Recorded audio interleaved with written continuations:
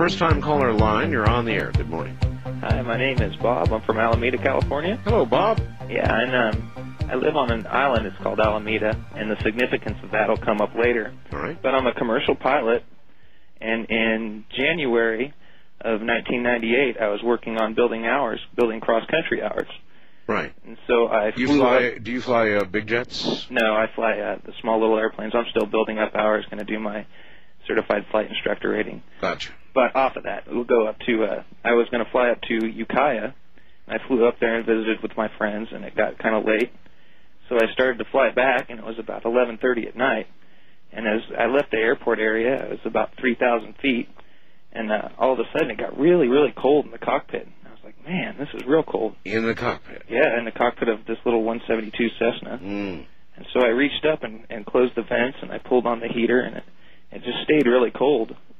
And I didn't think much of it, and I listened to a station called 960. It's an old 40 station. And I had that going on, and they were playing the old music. And all of a sudden, over my headsets, I hear, "Check your six, boy." And I was all by myself in the cockpit, and the communications radio, I didn't even have that on. Yes. So I turned around and looked behind me, check your six, look at your 6 o'clock position. Right. I turned around, and all of a sudden, there's just this kind of glowing green light, and it's getting closer and closer.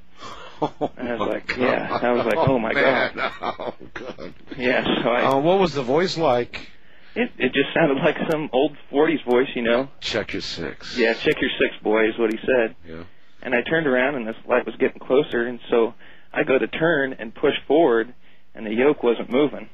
And these little planes aren't equipped with autopilots. And this thing was not, not pitching down and not turning or anything. You couldn't change anything. I couldn't move after that. And all of a sudden the lights dimmed in the cockpit, and I'm getting real scared. I hear you.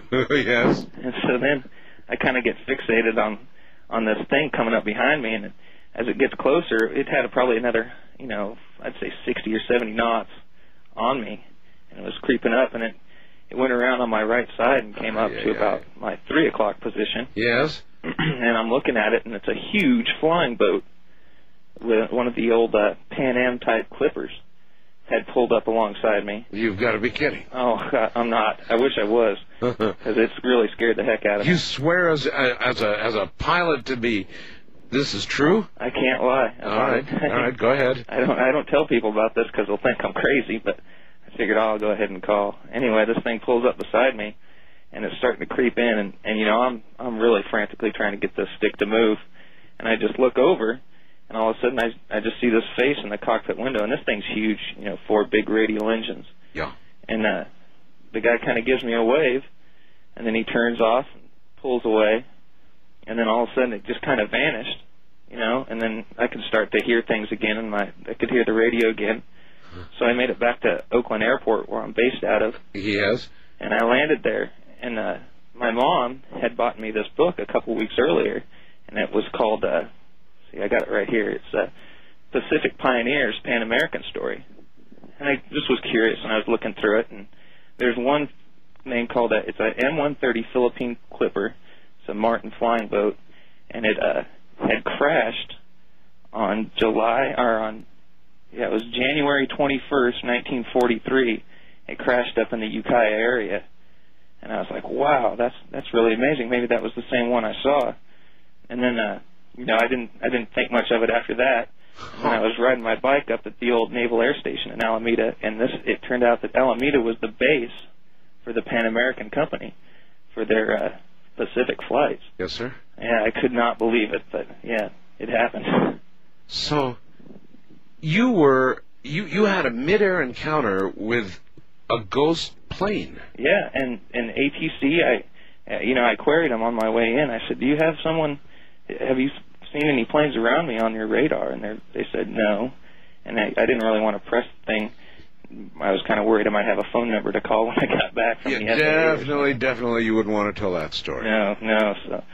So I kind of say, keep it under your hat and all your millions of listeners too. We'll do that, sir. Yeah, thanks a lot. Thank you. But what does that tell us? What hints do we derive from that story with respect to Things that are gone, dead, gone. Was it the plane itself that was in some slip of time or dimension suddenly there again? Or the occupants of that plane that had crashed? What a story. Check your 6 o'clock, boy. East of the Rockies, you're on the air. Hello. Hello there? Hello? Yes, hello. Oh, it's me. Only you'd know that for certain, but it sounds like you. Hi, Art. Hi. I have a ghost story. All right, where are you? I'm in Texas, Austin. Texas. Austin, all right. Right now, but the resident ghost was living with me on Long Island. And my son was about 3 or so, and we had a pull-down attic door, and he wanted the Jeep I had hidden for him for Christmas. Yeah. Up there. And I said, how do you know what's up there? He said, well, Irving takes me up there. Irving. I said, who's Irving? He says, he visits me at night. And I said, well, how do you get up in the attic? Does he pull the door down? And he said, no, we float up through the ceiling. Through the ceiling? Through the ceiling. And in days to come, Irving had taken him to where Irving lives, which was a box of bones in the ground. A box of bones in the ground? In the ground. Through the ceiling to get to a box of bones in the ground? Yes. Okay. So, in days to come, we had an occasion to walk through the community cemetery to see the Memorial Day parade. Box of bones in and the ground. As we're walking through the cemetery, he pulls at me, he says, Mommy, there's where Irving lives. And I go over to where he showed me, yes. And it was Irving Riggs. Oh, my God. So, you mean it said it right there? It said it right there on the gravestone. So I worked for 30 so years at a hospital. Excuse me, but this really sucks. I mean, I don't like graves. I want to be cremated. I don't like bones. I don't like things buried under the ground. And the last thing in the world I'd want is to be in a box with bones and Irving. Well, that was Irving's bones. But I asked him, I said, does it, weren't you afraid? He says, no, Irving talks to me. He said he was afraid at first. But now, there was a question earlier this evening.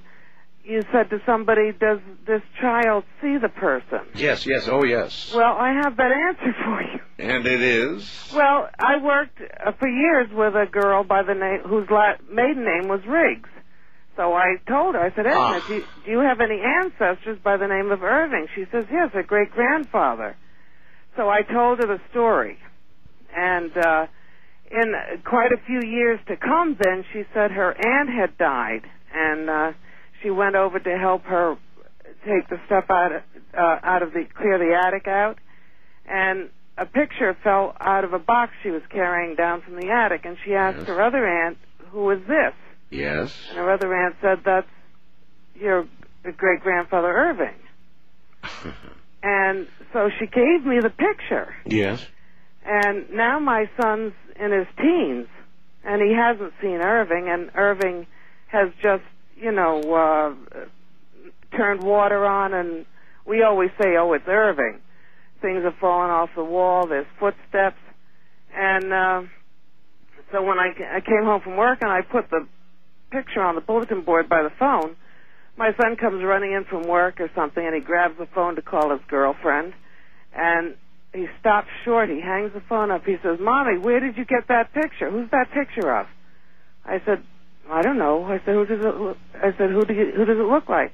He said, remember that guy who used to come visit me at night? Man. Oh, God. So there's not much question about the fact that, at least in your son's case, he sure saw Irving. And Irving was a real person, a real ghost. Oh, man. Man, what a story. We put a face to Irving. I wanted to tell you this story. Better face than bones.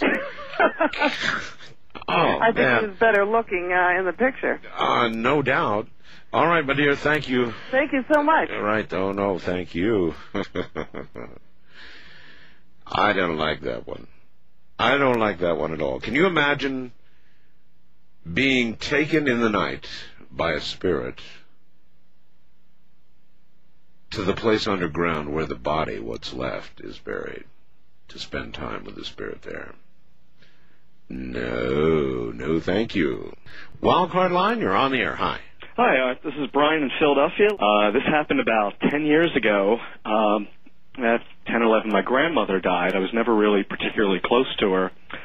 And about 3 days, I was having a lot of trouble reconciling with the grief. And about 3 days afterwards, I had this dream. And initially, if it wasn't for the punchline, I would just dismiss this as a dream. Sure. It's one of those dreams where you dream that it's morning and you're waking up.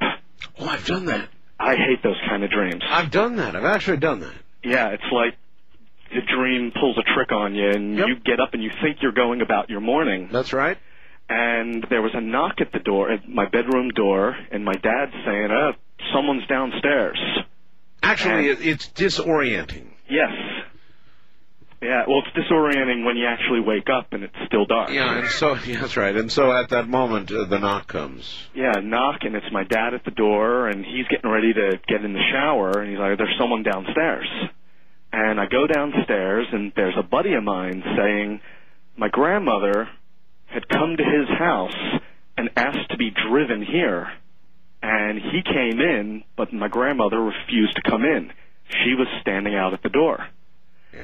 And so I go to the door, and there's my grandmother looking older and more haggard than I had ever remembered her looking. Oh, yes. And she's in bare feet, and it's snowing, and it was fall when she died. We had no snow.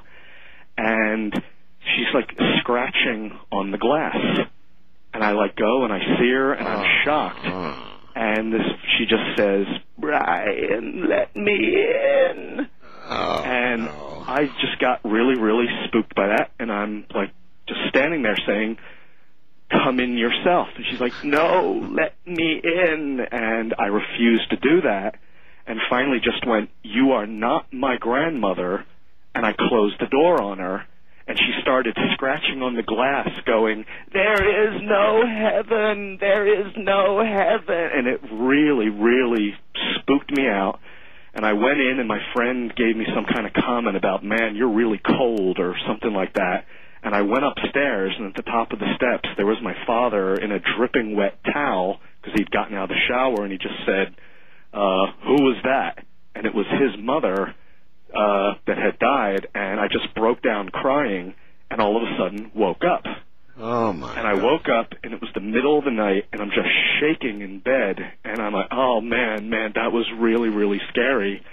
And it bothered me for a couple of days, and I finally decided to mention it to the family. Yeah. And when I mentioned it, my father got real quiet, and he said, 20 years before, when I was like 3, maybe 4 years old, we had this neighbor that lived next door she was this old woman who had never married, and she had gone a little loopy, and her relatives had carted her off to an institution. Yes. And my father relayed, he had a dream one night that he heard a pounding on the door, and he got up out of bed, and he went to the upstairs window, and he leaned out, and there was old Miss Esther scratching on the glass, begging to be let in. Oh, God. And his only response to her was, you are not Miss Esther. And he closed the window on her, and he went back to bed, and then, of course, woke up himself. A few days after that, he was at the supermarket, and he ran into Miss Esther's brother, who told her, oh, my sister just passed away this week. Oh, brother. I don't know what to make of that. I don't believe it was the actual spirit. Just out of curiosity, Yeah. Had you let her in, what do you think would have happened? That is something that has just racked my brain for 10 years. Had either my father 30 years ago or myself 10 years ago actually said, yes, come in, the consequences really, really freak me out. Or worse yet, have you done something sinfully wrong by not letting her in? Yeah, well, there was just this overwhelming feeling of that is something that is very wrong. It was just, there was an all-pervasive, like when I said to it, "You are not my grandmother," it was not out of fear. It was not out of like, "Oh, I don't want to deal with this." There was a sense of, this is something masquerading. I got you, and I can't handle it anymore. Good night. Okay, Art. Oh, man, scratching at the window. Let me in. Oh. Mama said